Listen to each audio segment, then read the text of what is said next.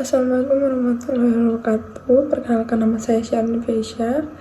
Saya perwakilan dari anggota kelompok 2. Di sini kami akan mempresentasikan sosiologi pemuda perbatasan tentang konsep patriarki dan konsep genre dalam budaya maritim. Jadi, apa itu konsep patriarki? Patriarki adalah sebuah sistem sosial yang menetapkan laki-laki sebagai pemenang kekuasaan utama serta mendominasi dalam berbagai peran yang ada di dalam masyarakat. Sistem patriarki merupakan salah satu sistem yang sangat ditentang dan ditolak oleh para feminis. Hal ini karena patriarki menganggap bahwa perempuan dipresisiakan hanya berfungsi reproduktif saja atau untuk hamil saja, sehingga perempuan dianggap hanya mampu berada di dalam rumah untuk hamil, melahirkan, mengasuh anak, atau mengerjakan pekerjaan domestik lainnya. Istilah patriarki berasal dari kata patriarkat yang artinya adalah struktur yang menetapkan peran laki-laki sebagai penguasa tunggal, sentral, dan bahkan segala-galanya. Baiklah, materi selanjutnya yaitu pengertian patriarki menurut para ahli. Menurut Pinem, pengertian patriarki adalah sebuah sistem sosial yang menempatkan laki-laki sebagai sosok otoritas utama yang sentral dalam organisasi sosial. Posisi laki-laki lebih tinggi daripada perempuan dalam segala aspek kehidupan sosial, budaya, dan ekonomi. Menurut Wilkins, pengertian patriarki adalah ayah memiliki otoritas terhadap ibu, anak-anak, dan harta benda. Secara tersirat, sistem ini melembagakan pemerintahan dan hak istimewa laki-laki dan menuntut subordinasi perempuan, bahkan dinilai sebagai penyebab dan penindasan terhadap perempuan. Sistem patriarki membuat laki-laki memiliki hak istimewa terhadap perempuan. Dominasi para laki-laki tidak hanya mencakup ranah personal saja, akan tetapi juga dalam ranah yang lebih luas lagi, seperti pendidikan, ekonomi, partisipasi politik, sosial, hukum, dan lain-lain. Dalam ranah personal, budaya patriarki merupakan penyebab, bahkan akar dari munculnya berbagai macam kekerasan yang terjadi. Tidak hanya pada perempuan saja, akan tetapi juga pada laki-laki. Karena label hak istimewa yang dimiliki oleh laki-laki, banyak dari mereka yang merasa memiliki hak untuk mengeksploitasi tubuh perempuan. Kenapa budaya patriarki muncul?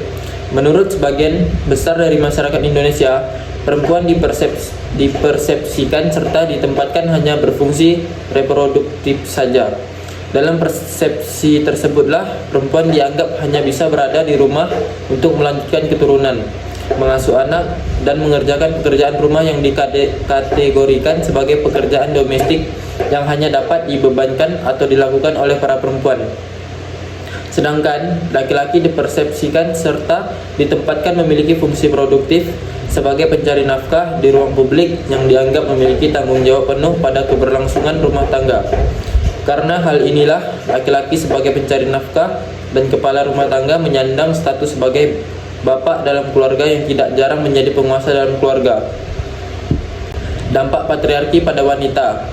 Marginalisasi merupakan suatu proses peminggiran yang diakibatkan oleh perbedaan jenis kelamin yang dapat mengakibatkan kemiskinan. Subordinasi merupakan suatu penilaian atau anggapan bahwa suatu peran yang dilakukan oleh satu jenis gender lebih rendah dari gender yang lain. Penandaan, pelabelan atau stereotip seringkali memiliki sifat negatif secara umum dan akhirnya melahirkan ketidakadilan dalam masyarakat. Kekerasan, baik itu tindakan fisik maupun non-fisik yang dilakukan oleh salah satu gender atau sebuah institusi, keluarga, masyarakat, maupun negara terhadap gender lainnya. Baik, materi selanjutnya yaitu konsep gender dalam budaya maritim. Sebelumnya saya akan menjelaskan dulu pengertian gender.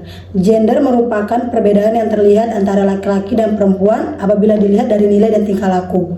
Gender itu berasal dari bahasa Latin yaitu genus yang berarti jenis atau tipe. Gender adalah sifat dan perilaku yang diletakkan pada laki-laki dan perempuan yang dibentuk secara sosial maupun budaya. Pengertian gender berbeda dengan pengertian jenis kelamin. Gender dapat diartikan sebagai suatu konstruksi sosial atau seks menjadi peran dan perilaku sosial.